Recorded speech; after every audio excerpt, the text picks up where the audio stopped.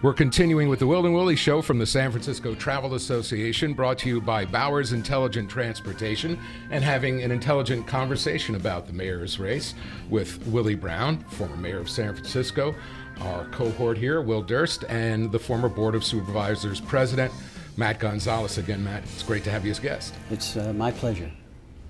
What do you think is going to be the impact right now of the fact that Mayor Lee took the job initially saying that he would be an interim mayor, and then has changed his mind? And of course, Mayor Brown, you and Rose Pack are seen as somehow having influenced that, and consultants.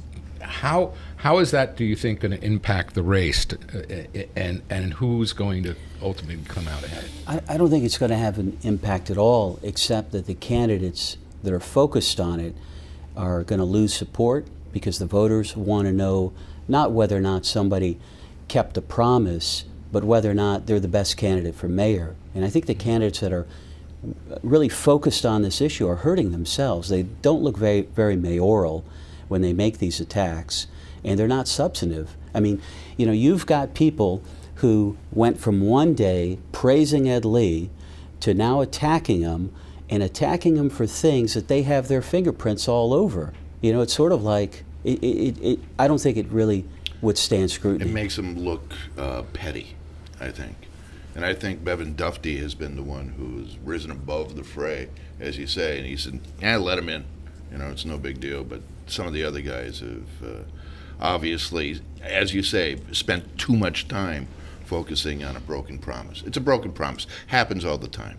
Happens in politics. President Obama promised the voters of Illinois that he would not run for president. He changed his mind. Rick Perry just changed his mind. I think voters are used to it, and maybe not expect it, but they don't see it as large of a sin as it's been characterized lately. Matt is correct, though. If I'm looking for a job and I've been out of a job, or if I'm having trouble making payments on the home and the mortgage that I have, or if I'm having trouble trying to manage my rental situation, or if I'm in trouble getting my kid into Rooftop versus one of the other schools, I don't think I'm concerned about who made a promise or didn't do a promise. I think I'm more concerned about, how can you help me get my kid in that school? What are you going to do on behalf of my efforts to stay in my house? Is there a program that you can push, et cetera, et cetera? And I think if you start with the idea that your big distinction is you didn't break your promise, that is not exactly what would motivate me to cast a vote on your behalf. And I agree. I mean, I think if Ed Lee didn't enter this race, all the candidates that are attacking him would have been asking Mayor Brown for his endorsement. They would have been asking Rose Pack for her support. And in fact, those conversations had already begun. But the moment you make a choice on behalf of another candidate, then you have to attack that candidate. A lot of name calling, a lot of ethics claims being thrown at that candidate.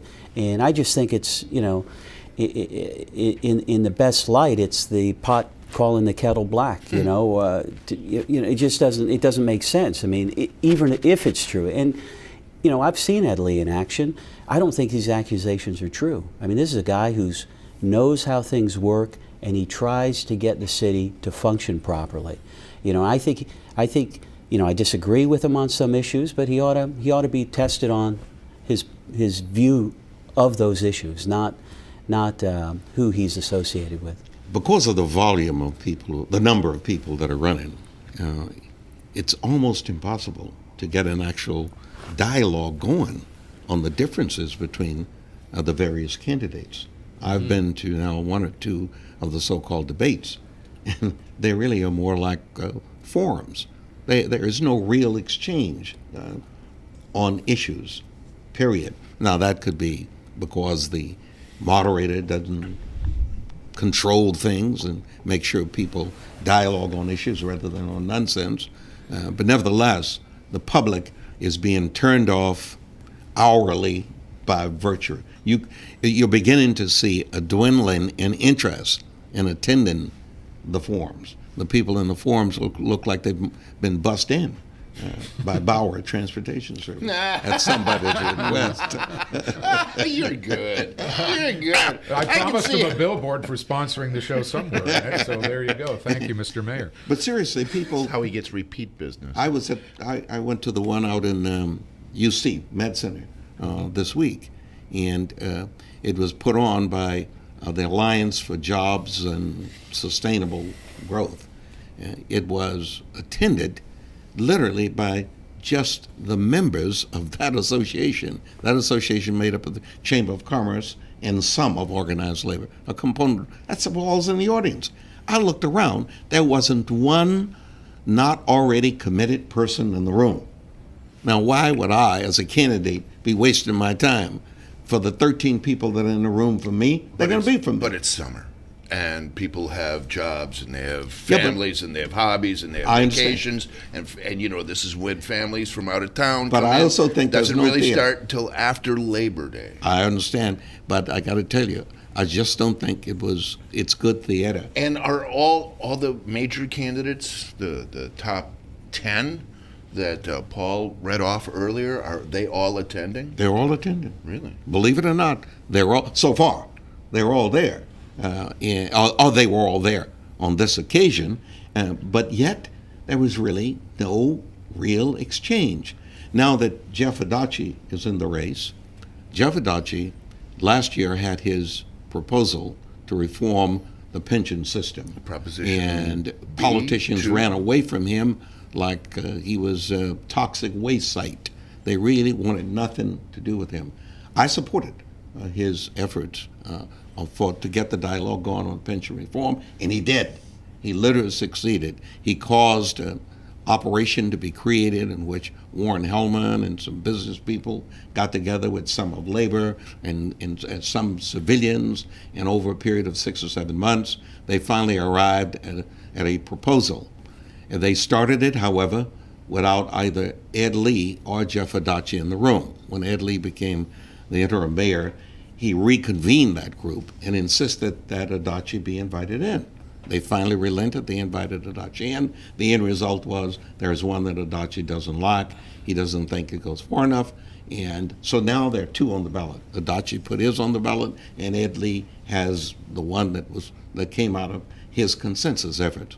I would guess going forward, the debate for mayor is going to ultimately reduce itself to substantive arguments, and they're going to be led by 2 people, Adachi And Lee. and Lee. And it's because each of them have a ballot measure that they literally must discuss. There are other ballot measures on, and there would have been some real fun ones on, like circumcision. Oh, yeah. Would have been on, Yeah. but it Only didn't. in San It Francisco. didn't get there. But now you're going to see, slowly but surely, after the 1st of September, you're really going to see people taking a position, because the politicians had avoided taking a position on the ballot propositions with reference to pensions. They didn't want anything to do with it, so they've been running away from it. Well, you can't get away from it now. When if you're on running the for same mayor, podium. not when you're running for mayor. And the 2 guys who are the symbols on each one are in the same room. They clearly are going to be debating, and they're both delightful human beings. They're both respectful human beings. And neither one of them are going to be a participant in the nonsense. Each of them are going to try to justify why you ought to vote for their measure and not the other guy's measure, period. And it should begin to take on the real Lincoln-Douglas type debates rather than some of the other people that have done that. Rather than Cheney, Yeah. Biden. Yeah. Is there any movement statewide to do this kind of a thing? Pension reform? Is Jerry Brown able to touch it, since he thinks that he might just It's be a able third to? rail. I know. It literally, for politicians, pension reform's a third rail, because we were so generous for so long a period of time.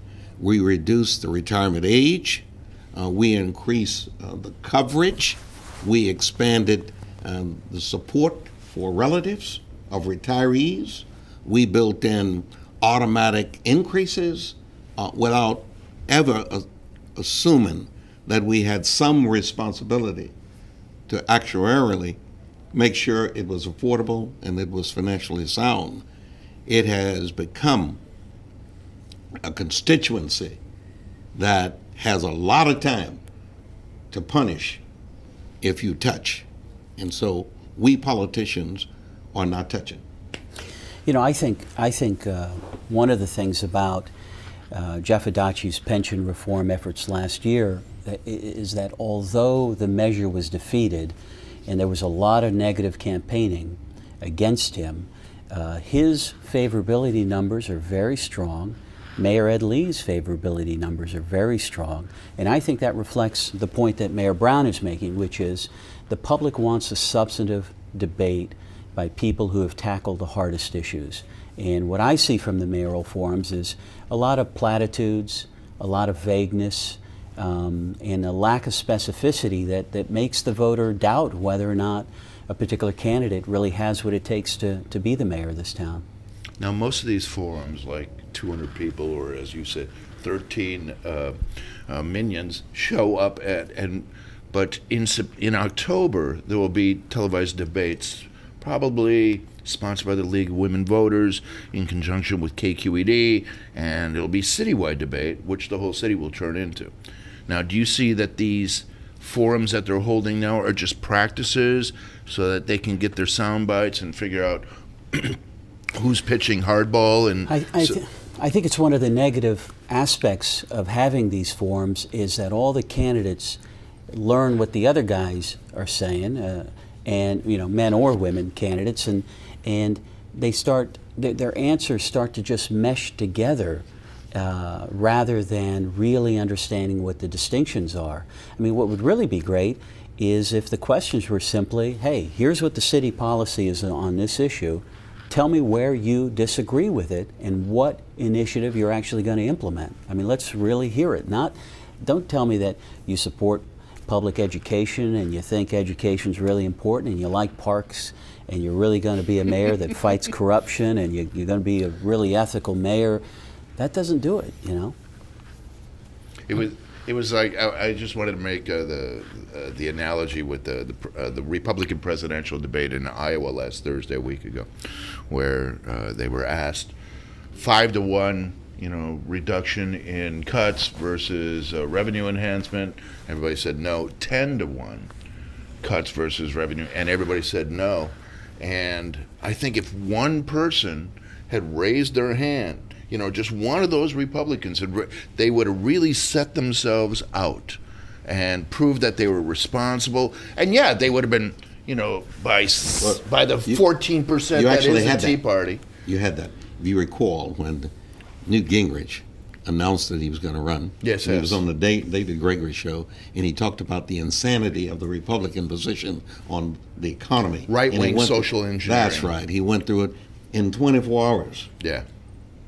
They apparently had threatened to burn his house because he had abandoned that lofty position, which would have distinguished him even till this day. Yeah. He would still be carrying the debate and the dialogue. He would be doing what the last presidential candidate on the Republican side to be principled in his utterances was probably Bob Dole.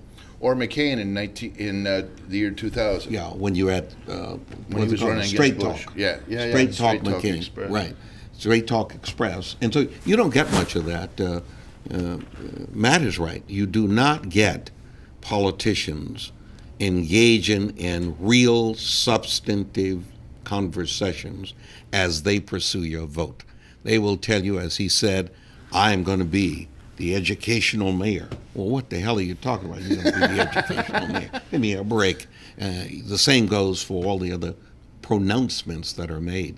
And I do hope that it reduces itself this time to something other than platitudes. Before we say goodbye, what are you doing these days? I'm the chief attorney in the public defender office, so Jeff Adachi's my boss. Say hello. I most certainly will. Thanks for being a guest on My the Will pleasure. and Willie Show. We're going to go in the next segment into more of the national politics, and the Will and Willie Show is here from the San Francisco Travel Association, brought to you by Bowers Intelligent Transportation.